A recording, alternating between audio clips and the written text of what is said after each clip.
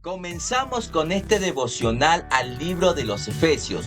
Todo el libro de los Efesios, los 6 capítulos, los 155 versículos, capítulo a capítulo, versículo a versículo. En este programa, resumen general de los 6 capítulos. En los próximos programas vamos a ir capítulo por capítulo y versículo por versículo.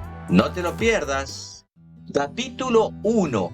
Pablo nos enseña en este capítulo que aquellos que Dios escogió en Cristo antes de la fundación del mundo pasan o serían parte de la iglesia, cuya cabeza es Cristo. Versículo 22.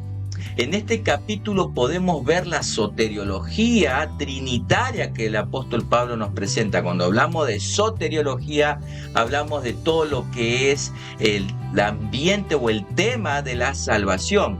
El Padre que predestina es el Hijo ofrecido como redentor y mediador de los pecadores que serían redimidos, y el Espíritu Santo como ese agente regenerador de los escogidos.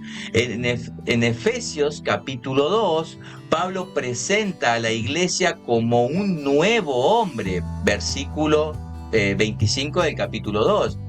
El cuerpo, la familia de Dios, versículo 19, y el edificio o el templo santo de Dios, que es el versículo 21. Esta misma familia estaba compuesta por judíos y por gentiles, y predestinados por Dios a salvación. Efesios capítulo 2, versículo 14 y versículo 15. Y en este capítulo el apóstol Pablo muestra cómo se lleva a cabo la resurrección de la vida en los elegidos, quienes son trasladados del reino de las tinieblas al reino de su amado Hijo Jesucristo. Capítulo 3, el apóstol explica el misterio del soberano plan de Dios desarrollado en la persona de Jesucristo, comunicando que los gentiles son coherederos y miembros del mismo cuerpo y copartícipes de la promesa en Cristo Jesús, por medio del Evangelio. Efesios capítulo 3, versículo 6. De manera que Dios no tiene dos pueblos, como dijimos en el capítulo anterior, dos, sino que tiene un solo pueblo, el que predestina antes de la fundación del mundo. Capítulo 1, versículo 4. En Efesios capítulo 4, los creyentes son exhortados a vivir conforme al Evangelio.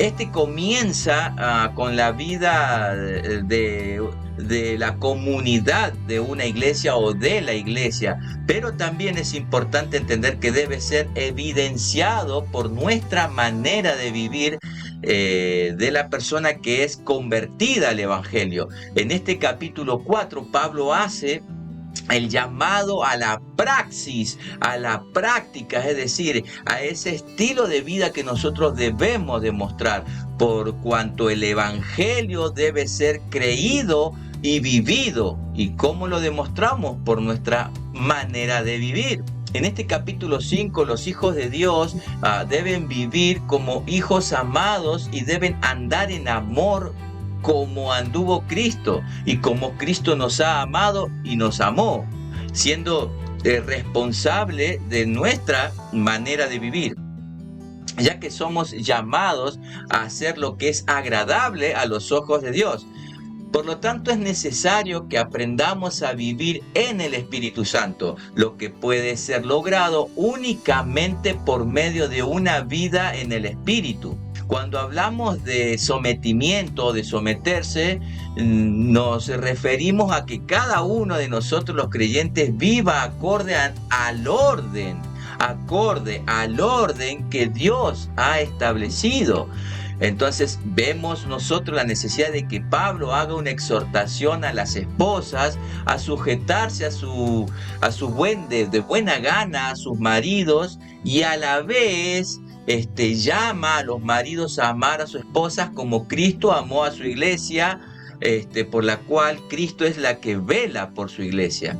Y finalmente en Efesios capítulo 6, en el último capítulo, Pablo continúa proclamando el deber de cada cristiano en el área en la que fue ese cristiano llamado a servirle a Dios, mientras hace consciente a la iglesia de que necesita prepararse. La iglesia necesita crecer en sabiduría y no solamente en número para resistir ese día malo. Dios ha provisto en Cristo todo lo que nosotros vamos a necesitar para vivir acorde a la voluntad de Dios. En las Escrituras están todas las armas que nosotros vamos a necesitar.